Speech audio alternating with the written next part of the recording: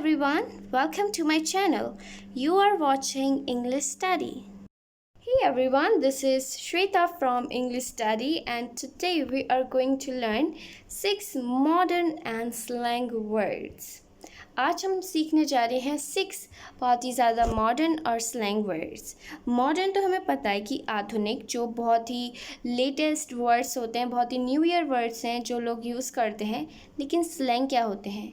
Slang बहुत ही informal language होती है, बहुत ही ज़्यादा अनौपचारिक भाषा या कुछ स्पेसिफिक वर्ड्स होते हैं, कुछ पर्टिकुलर वर्ड्स होते हैं जिनका यूज़ करते हैं हम in a particular group of people, कुछ विशेष लोगों के साथ। ठीक है, बहुत ही ज़्यादा इनफॉर्मल लैंग्वेज होती है और हमेशा स्लैंग वर्ड्स स्पीकिंग में ज़्यादा होती है। आप देखेंगे सुनेंगे स्पीकिंग में स्लैंग वर्ड्स का ज़्यादा यूज़ किया जाता है बजाय लिखने के। लिखने में हम स्टैंडर्ड इंग्लिश का यूज़ करते हैं, लेकिन बोलने में हम स्लैंग का यूज़ करें तो ये हमारी इंग्लिश को काफ़ी मॉडर्न बनाता है। तो आज हम सीखेंगे कुछ 6 modern and slang words. So let's start without any further do. So first word we have is earworm. Earworm. Earworm ये बिल्कुल वही वर्म है जो माइंड में स्टक हो जाता है, वही क्रिएचर है, वही कीड़ा होता है जो माइंड में स्टक हो जाता है। तो इस वर्ड का यूज़ करते हैं हम when we want to tell that a song or tune that once you have heard it is stuck in your head। कि एक गाना या धुन जो आपने एक बार सुनी है, ठीक है, एक बार ही सुनी है और वो इतनी कैची है कि वो आपके दिमाग में बैठ जाए। ठीक है, दिमाग से निकलने का नाम ना ले, आपको वो सुनाई देने लगे अपने दिमाग में। तो ऐसी सिचुएशन में हम ईयरवर्म का यूज़ करते हैं। कैसी सिचुएशन? जब एक गाना या धुन आपने एक बार सुनी है, वो इतनी कैची है कि वो आपके हेड में स्टक हो जाए, वो बाहर निकलने का नाम ना ले, बहुत ही अजीब सिचुएशन हो जाए, तब हम ईयरवर्म का यूज़ करते हैं। फॉर एग्ज़ाम्पल, टेलर स्विफ्ट का वो नया गीत एक दिमागी कीड़े की तरह है। यहाँ पे दिमागी कीड़े का मतलब है earworm. That new Taylor Swift song is such an earworm. मतलब जो टेलर स्विफ्ट का नया सॉन्ग है वो इतना कैची है, इतना अच्छा है, आप कह सकते हैं कि अगर आपने एक बार सुन लिया तो वो आपके दिमाग में स्टक हो जाएगा, वो आपके हेड में स्टक हो जाएगा, वो बाहर निकलने का नाम नहीं रहेगा। ठीक है, तो इस तरह आप इस सॉन्ग की प्रशंसा भी कर सकते हैं। जब भी आपको किसी सॉन्ग की, किसी ट्यून की प्रशंसा करनी हो, आपको बहुत ज़्यादा अच्छा लगता हो, तो आप बोल सकते हैं इट्स सच एन ईयरवर्म। मतलब अगर आपने सुन लिया, इट्स वेरी कैची, कि आपके हेड में स्टक हो जाएगा। Second example, I have an earworm that tune from the new car keeps playing in my head. मेरे सिर में दिमागी कीड़ा है, मेरे सिर में एक दिमागी कीड़ा है, वो नई कार की धुन मेरे सिर में बजती रहती है। ठीक है, तो इस तरह से आप इसको एक्सप्लेन कर सकते हैं जब आप किसी चीज़ से बहुत इरिटेट हो जाएं। ठीक है, क्योंकि वो साउंड बहुत ही अजीब सा है, कैची सा भी है, जो आपके माइंड में स्टक हो चुका है और आप इससे बहुत ज़्यादा परेशान हैं। तो इस तरह आप ईयरवर्म का यूज़ कर सकते हैं। तो आप प्रशंसा करने के लिए भी कर सकते हैं और अपनी इरिटेशन बताने के लिए भी कर सकते हैं। अब देखते हैं हमारा next slang word, staycation. Staycation ये हमारा सेकेंड स्लैंग वर्ड है। इसका देख लेते हैं हम यूज़ कैसे करते हैं। Spending your holiday in your hometown rather than traveling abroad, often spent relaxing around the house or doing activities in the local areas। तो जब भी आप विदेश यात्रा के बजाय अपने गृह नगर में यानी अपने होम टाउन में छुट्टी बिताना पसंद करें, छुट्टी बिताते हैं या फिर घर के आसपास आराम करते हैं या फिर स्थानीय यानी लोकल एरियाज़ में कोई एक्टिविटीज़ करते हैं, गतिविधि करते हैं, तो हम स्टेकेशन का यूज़ करते हैं। मतलब आप छुट्टियां मनाने, हॉलीडे के लिए आप अब्रॉड नहीं जाते हैं, अपने होम टाउन रहते हैं, अपने घर पर रहते हैं, अपने लोकल एरिया में रहते हैं, तो हम स्टेकेशन का यूज़ करते हैं। इसको और अच्छे से समझते हैं एग्जाम्पल्स में यूज़ करके। आज हम लोग घर के आसपास की जगहों पर घूमने की सोच रहे हैं। Today we are planning a staycation to visit nearby places from my house. Okay, today we are planning staycation to visit nearby places from my home. तो स्टेकेशन का मतलब घर के आसपास लोकल एरिया में, ठीक है, लोकल एरिया में स्टेकेशन यानी हॉलीडे बिताना विदेश यात्रा जाने के बजाय। ओके, नेक्स्ट, मैं इस गर्मी को घर के आसपास की जगह पर बिता रहा हूँ क्योंकि मैं पैसे बचाने की सोच रहा हूँ। I'm having a staycation this summer as I'm trying to save money. So I'm having a staycation this summer. अगली बार आपसे कोई भी इस तरह से कहें तो आप कंफ्यूज नहीं होंगे, क्योंकि I am having staycation का मतलब है कि आप अपनी छुट्टियां विदेश यात्रा के बजाय, अब्रॉड जाने के बजाय अपने होम टाउन में, अपने लोकल एरियाज़ में, अपने घर के आसपास बिताना चाह रहे हैं। Okay, I am having staycation का मतलब यही है, spending your holiday in your home town rather than going abroad. अपनी छुट्टियां अपने गृह नगर यानी होम टाउन में बिताना बजाय विदेश यात्रा के जाने पर।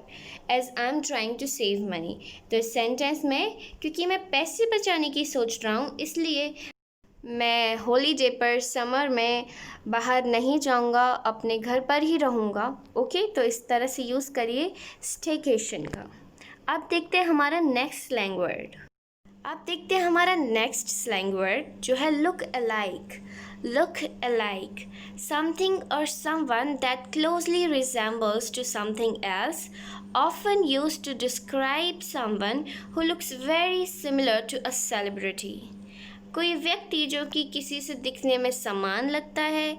इस शब्द का प्रयोग हम अक्सर उस व्यक्ति के लिए करते हैं, उन लोगों के लिए करते हैं जो एक सेलिब्रिटी के समान दिखता है। ठीक है, तो हम लुक अलाइक का यूज़ करते हैं ये बताने के लिए जब कोई दो व्यक्ति, दो चीज़ें एकदम समान दिखें दिखने में, ठीक है, बहुत ही ज़्यादा रिजेंबल हों एक दूसरे से।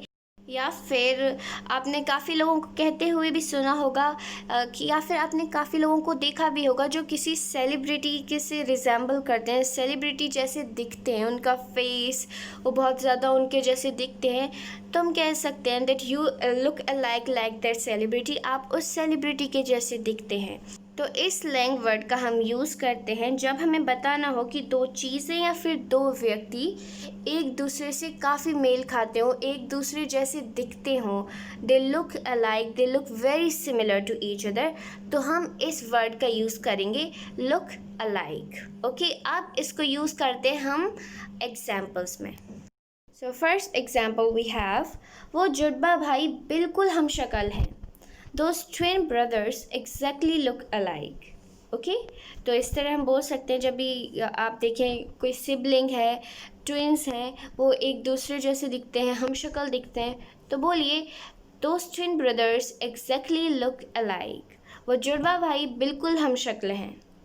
क्या आपने देखा प्रिंस विलियम और कैट मिडल्टन वहाँ पर एक जैसे दिख रहे थे? Have you seen the Prince William and Kate Middleton look alike over there? Have you seen the Prince William and Kate Middleton look alike over there?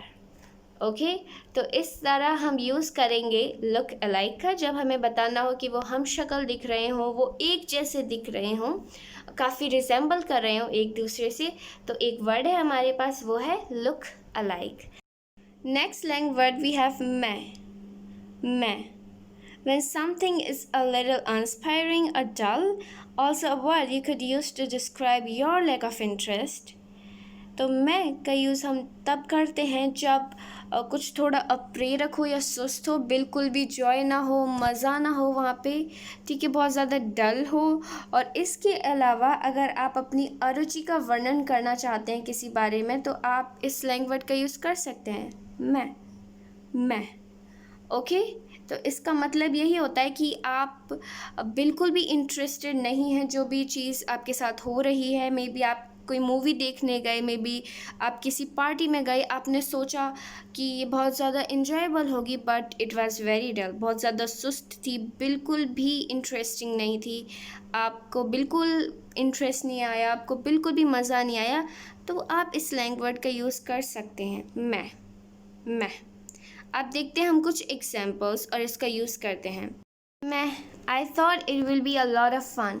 मैंने सोचा कि यहाँ बहुत मज़ा आएगा।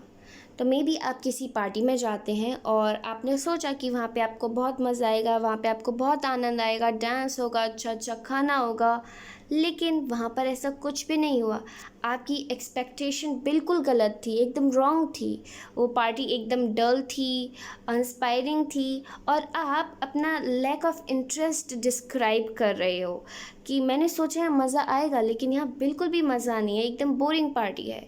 ठीक है, तो आप इस तरह से मैं का यूज़ कर सकते हैं, स्लैंग वर्ड का यूज़ कर सकते हैं। Next example, the film was a bit meh. Film थोड़ी ठीक ठाक थी, मतलब फिल्म बोरिंग थी, आपको इतना इंटरेस्ट नहीं आया देखने में। ओके, आपको बिल्कुल मज़ा नहीं आया, तो आप डिस्क्राइब कर रहे हो अपना लैक ऑफ इंटरेस्ट। कितनी इंस्पायरिंग मूवी थी, कितनी डल मूवी थी, बिल्कुल भी इंटरेस्टेड नहीं थी, आपको बिल्कुल भी अच्छा नहीं लगा। तो उस टाइम इस फ्रेज़ का यूज़ कीजिए। Here we have a next slang word which is binge watch. Binge watch. Binge watch का मतलब होता है हिंदी में एक के बाद देखना। ठीक है, एक के बाद एक देखना, एक ही बार में। तो हम इस स्लैंग वर्ड का यूज़ करते हैं watching multiple episodes of a TV show one after another in a single sitting, usually with a DVD box set और यूजिंग ऑनलाइन स्ट्रीमिंग।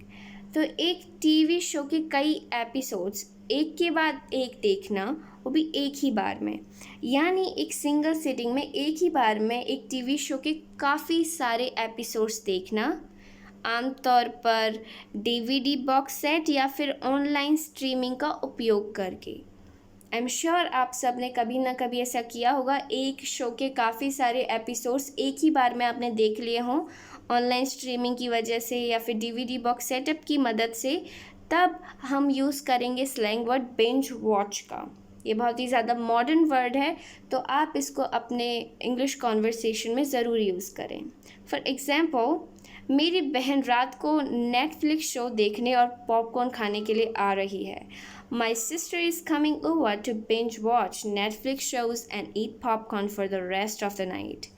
यानी my sister is coming over to binge watch Netflix shows, मतलब हम पूरी रात, मैं और मेरी बहन, नेटफ्लिक्स शोज़ देखते रहेंगे एक के बाद एक, एक के बाद एक। ओके, तो ये आपका प्लान है बिंज वॉच, यानी वन आफ्टर अनदर।